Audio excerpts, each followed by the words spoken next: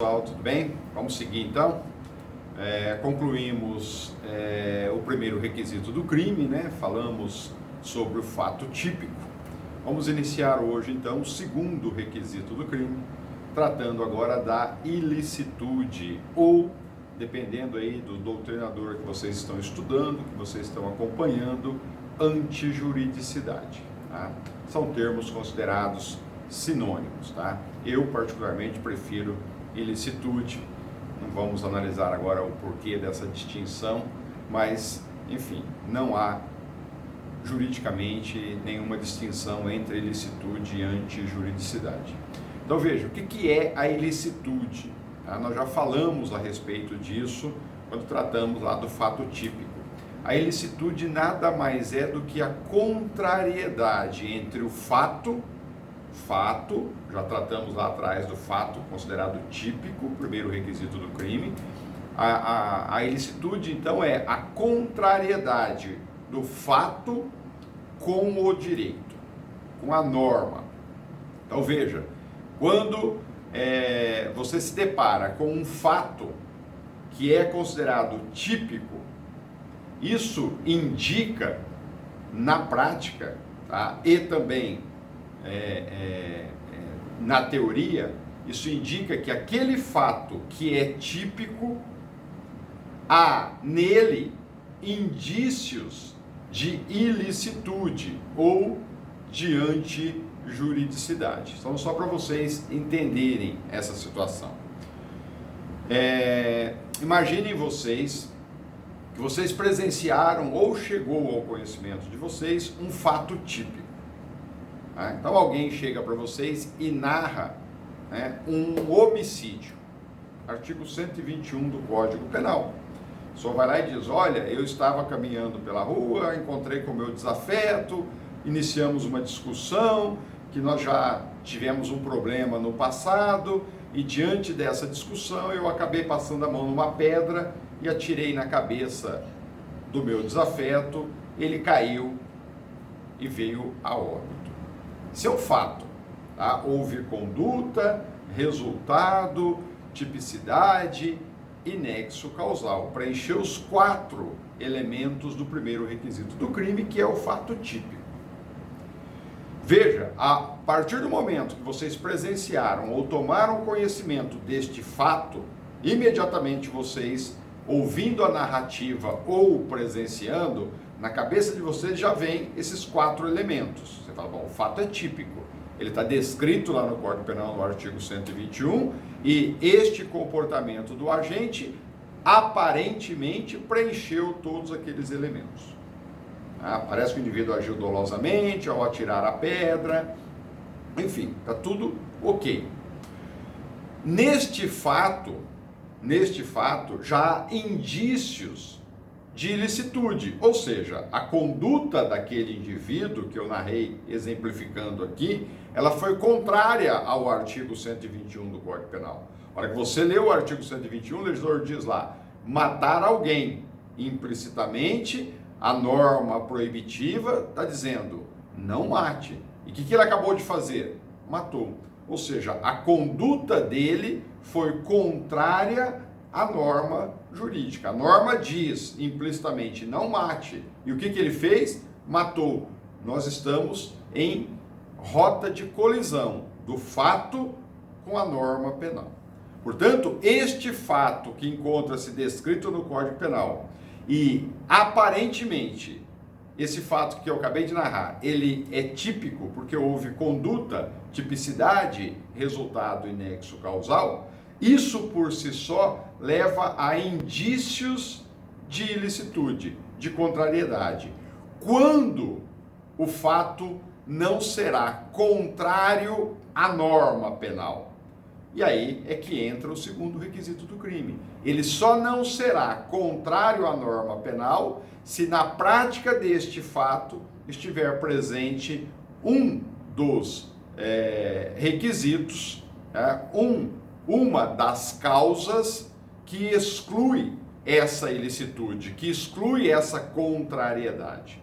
E quando isso acontece? Isso acontece quando ele estiver agindo em estado de necessidade, em legítima defesa, no estrito cumprimento de um dever legal ou no exercício regular de um direito. Vamos dar uma lidinha no artigo 23 do Código Penal? Olha o que diz o legislador no artigo 23. Não há crime. Ele está eliminando o segundo requisito do crime. Ele está dizendo, aquela conduta, apesar de descrita no Código Penal, ela não é criminosa. Tá? Não há crime quando o agente pratica o fato em estado de necessidade, em legítima defesa, em estrito cumprimento do dever legal ou no exercício regular de um direito. E o parágrafo único define lá o excesso punível. O agente, em qualquer das hipóteses deste artigo, qualquer uma das 4 situações mencionadas acima, responderá pelo excesso doloso ou culposo. Entenderam isso? Então veja, ilicitude não há necessidade de a gente ficar discutindo o tema, definindo e etc. A ilicitude é única e exclusivamente essa contrariedade entre o fato que aparentemente é típico e a contrariedade imposta pelo legislador na norma penal. Simplesmente isso. Quando não estiver presente uma dessas 4 causas excludentes da ilicitude, ou seja, o estado de necessidade, a legítima defesa, o estrito cumprimento do dever legal e o exercício regular do direito, o fato é típico e ao mesmo tempo ilícito, ou seja, contrário ao direito. Então, olha a situação. Vamos imaginar que naquele exemplo que eu comecei a matéria agora, o nosso tema de trabalho de hoje, relatando aquela situação, prova-se depois que, na verdade, durante a discussão daqueles 2 indivíduos, aquele que apanhou a pedra e atirou na cabeça da vítima, só o fez porque ele enfiou a mão na bolsa e, ao sacar uma arma de fogo para atirar no suposto autor, ele, como forma de defesa, rapidamente se abaixou, pegou uma pedra e lançou na cabeça da vítima. Se ele não tivesse lançado a pedra na cabeça da vítima, certamente ele teria morrido. Agora, você está diante de uma situação em que o legislador diz assim, ou é a visão, pelo menos, do Estado. Tá? Eu, Estado, isso está lá na Constituição Federal, eu preciso garantir, dar segurança a todos. Mas o legislador sabe, ao mesmo tempo, que ele não consegue se fazer presente individualmente a cada pessoa. Então, ele tem que estabelecer legalmente meios para, quando o Estado não estiver presente, tá, e a situação for de risco, de perigo, de agressão, desde que injusta, você possa individualmente agir como se o Estado fosse. Daí a necessidade do segundo requisito, eliminar a contrariedade entre a norma e a sua conduta. No momento que o indivíduo apanhou a pedra e jogou na cabeça do outro e matou, ele o fez porque o indivíduo estava na iminência de sacar uma arma e atirar nele. Não era possível naquele momento, a pessoa falar assim, espera um pouquinho, não atira ainda não, que eu vou acionar o Estado, vou ligar um 90 aqui para a polícia vir aqui e me proteger. Não dá tempo dele fazer isso. Tá? E aí, então, ele não poderia cometer um crime porque ele teria que ficar aguardando a vinda do Estado em dar-lhe proteção. Aí, então, o legislador vem lá e diz, nessa situação, haja em sua defesa. E assim, o fazendo, você receberá o benefício da eliminação da ilicitude, da contrariedade. Então é como se dissesse, você matou, mas é como se o Estado estivesse fazendo isso para te proteger. Logo, o teu fato é típico, tá? Houve conduta dolosa, resultado morte, atipicidade, anexo causal, mas eu elimino a contrariedade. É como se nessa situação específica, eu, Estado, estivesse te autorizando a matar. Tá? Nesse exemplo que nós estamos dando. Entenderam a dinâmica aí da coisa, o porquê da ilicitude? Exatamente por causa disso. Por isso que na ilicitude a gente só estuda as excludentes que a elimina. Porque estando o indivíduo diante de uma dessas 4 situações de excludente da ilicitude, a excludente da ilicitude nada mais é do que a eliminação da contrariedade. Então, quando eu mato porque o indivíduo está na iminência de me atirar, eu não estou agindo de forma contrária à lei, eu estou agindo de acordo com a lei. Portanto, eu tenho autorização para fazer aquilo. Se eu tenho autorização, eu não estou violando norma, estou agindo de acordo com a norma. Por isso que eu não cometo crime nessas situações. É óbvio que não é possível você agir dessa forma em qualquer situação. Por isso que o legislador vem lá no artigo 23 e elenca quais são as situações. Ele elenca somente 4. Tá certo que esse rol é exemplificativo, nós vamos falar disso daqui a pouquinho. Porém, ele delimita o ambiente, a situação e até onde você pode ir. Não deixando a situação vaga, não. Você pode assim agir de qualquer forma, de qualquer maneira. Não, há regras para que você possa agir. Além de você estar, no nosso caso aqui, né, na nossa matéria, que nós vamos analisar somente essas 4 situações, além de você estar numa dessas 4 situações, para você estar numa dessas 4 situações, você precisa preencher alguns requisitos. Por isso que, a hora que a gente for começar a estudar estado de necessidade e legítima defesa, nós vamos analisar requisitos. Ausente um daqueles requisitos, não há o estado de necessidade, não há legítima defesa, não há o exercício regular do direito, e assim sucessivamente. Entenderam isso? Tranquilo? Então essa é a dinâmica aí da nossa matéria, é isso que nós vamos trabalhar a partir de agora. Se vocês observarem lá no Código Penal, vocês vão verificar que no artigo 23, o legislador elenca quais são as excludentes de ilicitude. São essas 4 aí mencionadas. Apesar de vir lá inciso 1, inciso 2 e inciso 3, no inciso 3 nós temos 2, que é o estrito cumprimento do dever legal e o exercício regular de direito. Aí se vocês seguirem analisando, vocês vão ver que o artigo 24, ele impõe os requisitos do estado de necessidade. O artigo 25 impõe os requisitos da legítima defesa e acaba. Você não tem nenhum artigo inserindo os requisitos do estrito cumprimento do dever legal e do exercício regular do direito. Por que não? Porque essas 2 últimas, inseridas no inciso 3º do artigo 23, elas são consideradas excludentes em branco. Elas são consideradas excludentes em branco. O que significa isso? Excludentes em branco. Os requisitos dessas 2 últimas excludentes, estrito cumprimento do dever legal e exercício regular do direito, eles estão, ou nós vamos encontrá-los em normas jurídicas extrapenais, ou seja, fora do Código Penal, fora da parte geral do Código Penal, né? Por isso que elas, estrito cumprimento do dever legal e exercício regular do direito, precisam de um complemento, ok?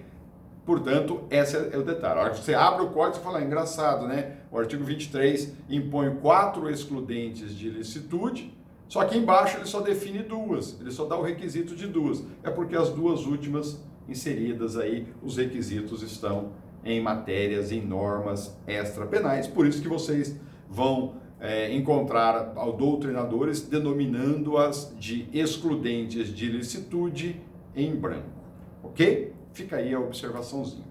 Mencionei agora há pouco para vocês que o artigo 23 do Código Penal, que impõe lá 4 excludentes de ilicitude, elas são de caráter exemplificativo, tá? Por que exemplificativo? Porque vocês podem encontrar, tá, outras situações de excludentes de ilicitude fora a legítima defesa, o estado de necessidade, o estrito cumprimento do dever legal e o exercício regular do direito. Exemplo, que também é uma excludente da ilicitude, porém não vem prevista no artigo 23 do Código Penal.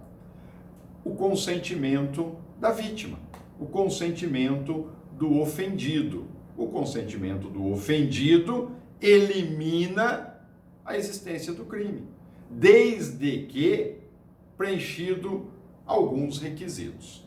Então veja, primeiro requisito, são 3 os requisitos que nós vamos analisar aqui, para que o consentimento da vítima, do ofendido, seja considerado excludente da ilicitude inominada. Por que inominada? Porque não está no rol do artigo 23 do Código Penal, Por isso que o rol é classificado como exemplificativo e não taxativo. Se ele fosse taxativo, só teriam aquelas e nenhuma outra. Ele é exemplificativo porque ele elenca 4, mas te possibilita encontrar outras. Um exemplo de uma outra que não está no artigo 23 é o consentimento da vítima. Mas para que o consentimento da vítima seja considerado excludente de ilicitude, inominada, porque não está no rol, são necessários o preenchimento de 3 requisitos. Vamos analisar cada um deles para que vocês possam entender isso, e aí depois a gente segue naquelas que estão elencadas lá no artigo 23 do Código Penal. Primeira coisa, o bem jurídico da vítima que autorizou, que consentiu a ofensa a esse bem jurídico, precisa ser disponível. Então, por exemplo, a vida é um bem jurídico indisponível. Logo, eu não posso permitir, autorizar que um de vocês me mate. Ainda que eu faça isso por escrito ou gravado, em áudio, e vocês atenderem o meu pedido, porque eu autorizei, eu consenti que um de vocês me matassem, ainda assim vocês vão responder por homicídio doloso, uma vez que a vida, a lei considera como bem jurídico indisponível. O consentimento não tem valor legal nenhum. Então esse é um dos primeiros requisitos. O bem jurídico precisa ser disponível. Você dispõe dele da maneira que você bem entender. Então, exemplo disso. Você dá um exemplo de bem jurídico disponível no direito penal. O patrimônio é um bem jurídico disponível. O patrimônio é um bem jurídico disponível. Então, veja, se você tem uma moto e você autoriza a pessoa a atear fogo na sua moto, não tem crime. O patrimônio é seu. Se você quer despojar dele, problema é seu. A honra é um bem jurídico disponível. Então, se você permitir que a pessoa te ofenda, não tem crime. A liberdade sexual é um bem jurídico disponível.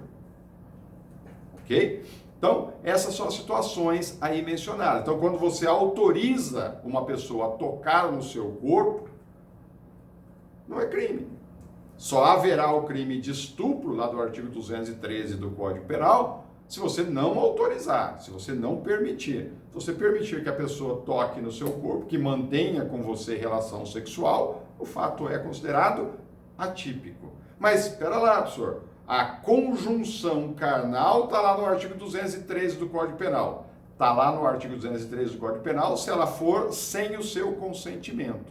Se ela for com o seu consentimento, isso é um fato considerado atípico, Mas, por que ele é atípico? Porque o consentimento elimina a ilicitude. Ausente um dos requisitos, não tem crime, por isso que é permitido. Entenderam isso? Tranquilo? Segundo requisito aí do consentimento. Capacidade jurídica da vítima, do ofendido, em dispor do bem. Se a pessoa não tem capacidade jurídica, portanto, ela não pode dispor daquilo que ela não consegue entender se ela pode ou não. Então, por exemplo, uma criança. Não é possível. Uma pessoa com menos de 14 anos de idade na liberdade sexual. Tanto é que o artigo 217-A do Código Penal define o crime de estupro de vulnerável quando a vítima autoriza, com ou sem autorização da vítima menor de 14 anos, a relação sexual. Significa o seguinte, ela, pessoa ou do sexo masculino ou feminino, com menos de 14 anos, então com 12 anos de idade, uma pessoa autoriza, consente que uma outra pessoa maior de idade com ela mantenha relação sexual. Ela não tem capacidade jurídica para consentir. Portanto, ainda que ela tenha consentido, haverá o crime do artigo 217-A do Código Penal. Então aí o consentimento não exclui a ilicitude. Tranquilo? Entenderam? Essa é a situação. Esta é a hipótese. E por fim, o dissenso da vítima, quando o dissenso da vítima, ou seja, o não consentimento da vítima, não é considerado elementar do tipo. Voltando, deu uma enroscada aqui no raciocínio. O bem jurídico precisa ser disponível, o primeiro requisito. A pessoa precisa ter capacidade jurídica de dispor do bem, nós já comentamos o segundo requisito. O terceiro requisito é que o dissenso da vítima não seja considerado aí uma elementar do tipo. Se o dissenso da vítima for uma elementar do tipo, é óbvio que não há a exclusão da ilicitude. Então, veja lá, no artigo 150 do Código Penal, se você tomar como referência, tá? Que define o artigo 150 do Código Penal, a violação do domicílio. Tá? Então, veja, quando você autoriza a pessoa a entrar na sua casa, não tem crime. Quando você não autoriza, e a não autorização ela já vem inserida explícita ou implicitamente dentro do tipo legal. Então, se a pessoa entra na sua casa sem falar absolutamente nada, significa que o artigo 250 do Código Penal implicitamente impôs um dissenso. Pera lá, não te autorizei a entrar, por que você está aqui dentro? Ainda que ela não tenha dito absolutamente nada. Ah, mas você não falou que eu não podia entrar, mas eu também não permiti que você entrasse. Entenderam? A mesma situação lá no artigo 213 do Código Penal que eu acabei de mencionar agora há pouco. Lá no artigo 213 do Código Penal, o dissenso, o não consentimento, é uma elementar. Tá? E lá, nesse caso, é uma elementar explícita. No 150 ela é implícita, no 213 ela é explícita. Ou seja, a vítima precisa autorizar a relação sexual.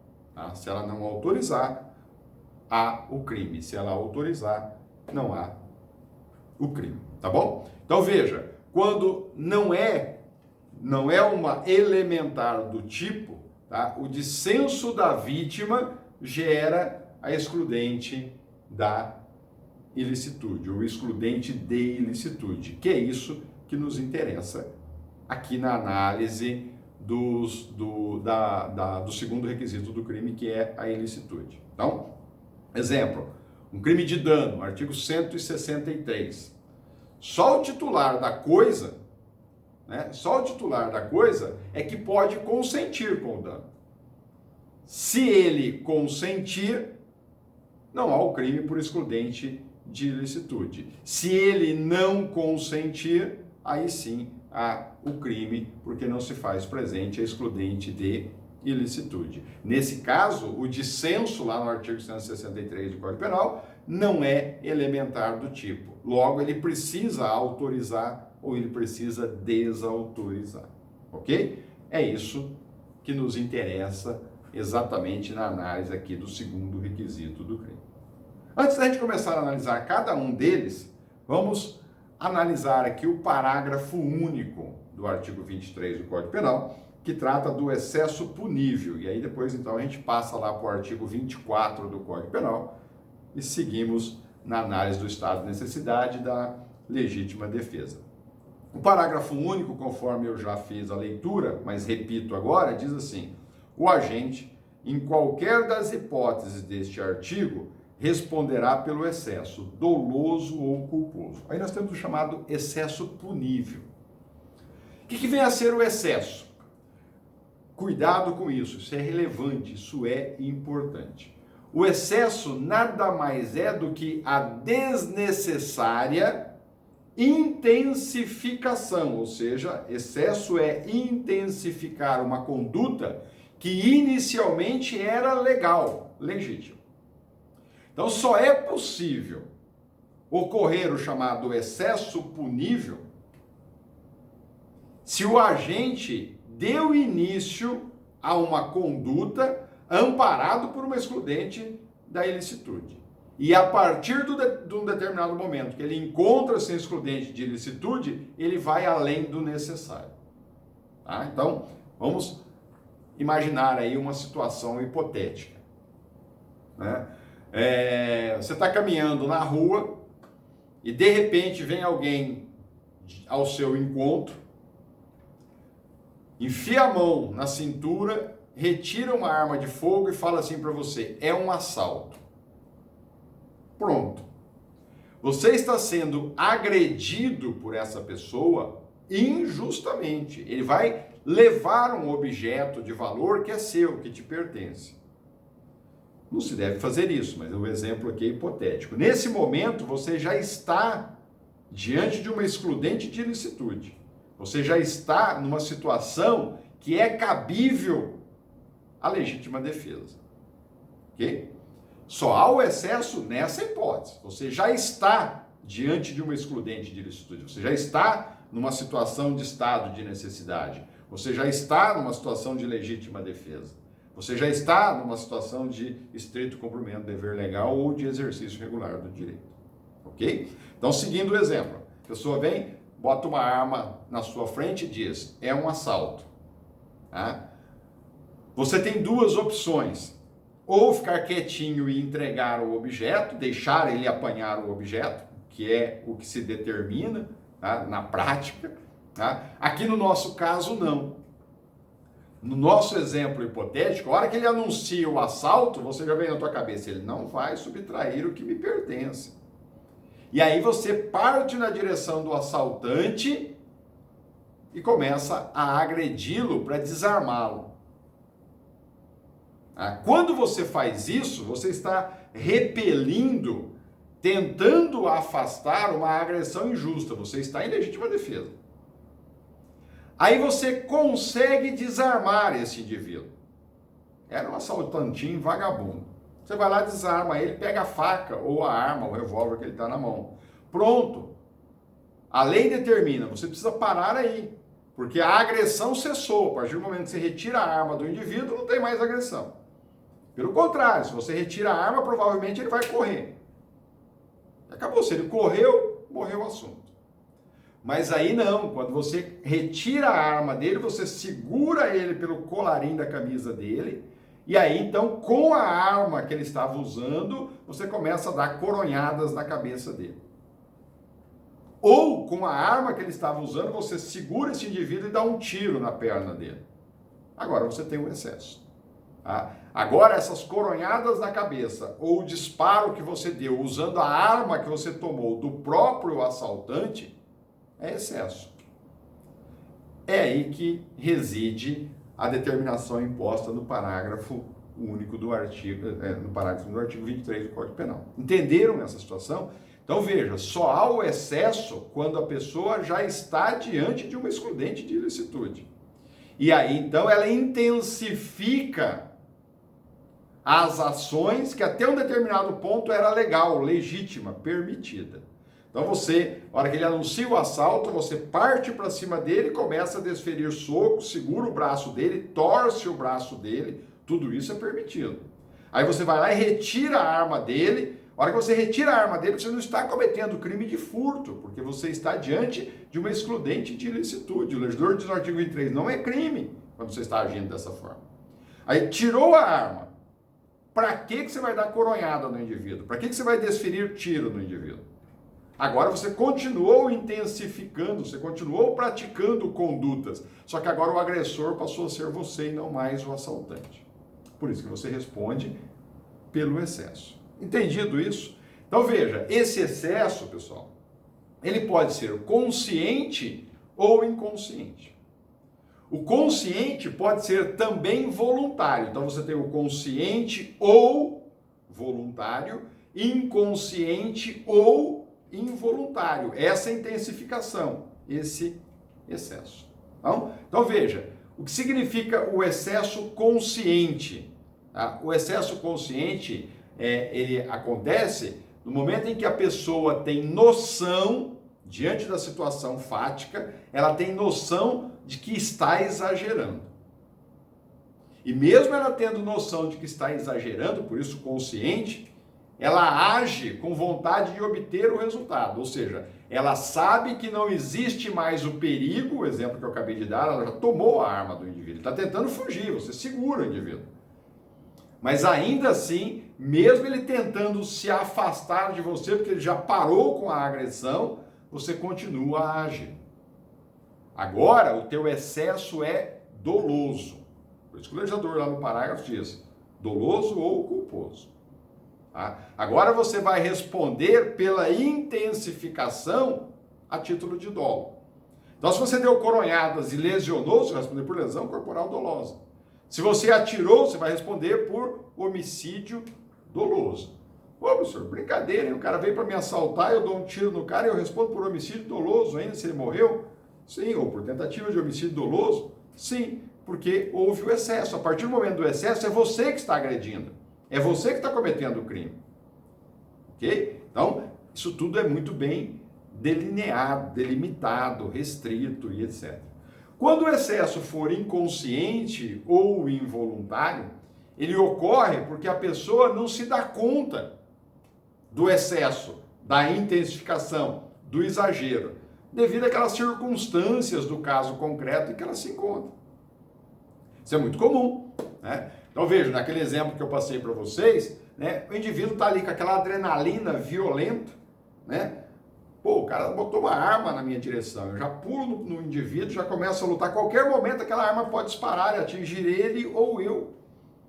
Tá? Então, ao tentar desarmar aquele indivíduo, eu não percebo que a arma que ele tinha na mão e que eu não consegui pegar, mas na hora que eu dobrei o braço dele, eu não percebo que a arma caiu. A arma caiu e ali na luta entre eu e ele, ou eu ou ele, não sei, batemos o pé na arma, a arma se distanciou a 1 metro da gente. E eu não vi isso diante daquela situação concreta. E achando que ele ainda está armado, eu seguro aquele indivíduo pelo pescoço e dou-lhe socos na cabeça, tá? E o lesiono ou o levo a óbito. Agora, a minha intensificação, o meu excesso foi inconsciente. Eu não sabia que a agressão dele já havia cessado. Eu imaginava que ele continuava ainda a me agredir, ou em situação em que eu ainda estava sendo agredido. E prova-se depois que a arma já tinha caído. Mas como vai provar isso? A testemunha, a câmera que filmou a ação e etc. E aí verifica-se, claro, que a arma, na hora que eu torci o braço dele, já soltou a arma, mas eu torci para cá, a arma caiu aqui atrás. Nem eu, nem ele nós vimos essa arma. Ele percebeu que a arma caiu porque estava na mão dele, mas eu não vi que ele tinha soltado a arma. E aí eu continuei o agredindo. A partir do momento que ele solta a arma, todas as agressões que eu realizo são excessivas, porque já cessou, concluiu-se a agressão que eu estava sofrendo. Mas eu não notei, eu não percebi isso. Nesta situação, pode ocorrer aí o chamado excesso culposo. Esse excesso agora, pessoal, ele deriva de erro. O excesso deriva de erro. Vamos dar uma analisadinha no excesso quando ele deriva de erro, tá? Esse erro, ele pode ser, que nós já vimos lá no artigo 20 do Código Penal, esse erro pode ser excusável ou inexcusável. Lembram-se disso? Então veja, quando o excesso for culposo, é provável que ele tenha ocorrido em decorrência de erro, na situação que eu mencionei para vocês, em decorrência de erro.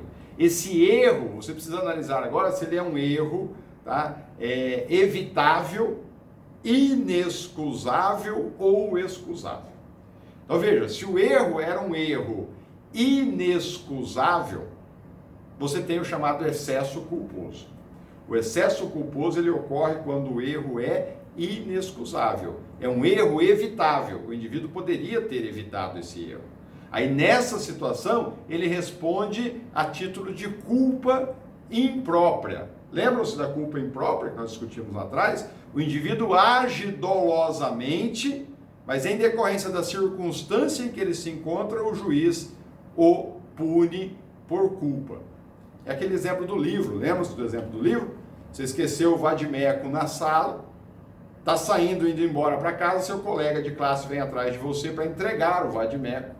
E aí ele bate no seu ombro e você, achando que é um assaltante, você vira e dá-lhe um golpe com o vadimeco na cabeça. Foi dolosa essa conduta, mas o legislador atribui a ela para você a título de culpa. No excesso culposo é a mesma coisa. Nesse exemplo que eu dei, você torceu o braço do indivíduo, a arma caiu, você não percebeu que a arma caiu, você continuou dando socos nele. Esses socos foram dolosos, mas o legislador te pune a título de culpa, é a chamada culpa imprópria. Então, naquele exemplo que eu dei, vamos imaginar que a hora que torci o braço aqui, a arma caiu, as pessoas gritaram, tá? Já caiu a arma, e eu continuo socando o indivíduo naquela adrenalina em que eu me encontro. O legislador diz, a conduta foi dolosa, mas eu te puno pelo excesso culposo. Quando o erro for um erro inevitável, ou seja, excusável, aí ele elimina o dolo e elimina a culpa. Tá? Aí é o chamado excesso impunível ou o excesso exculpável, também inserido lá no parágrafo do artigo 23 do Código Penal. Tranquilo, pessoal? Sossegadinho, entenderam isso? Veja, se vocês forem dar uma analisadinha na doutrina, a doutrina denomina a legítima defesa com excesso exculpante, que é esses exemplos que eu mencionei para vocês, como legítima defesa subjetiva. Tá bom? Vamos dar uma paradinha aqui. No nosso próximo vídeo a gente inicia com o estado de necessidade, artigo 24. Até lá.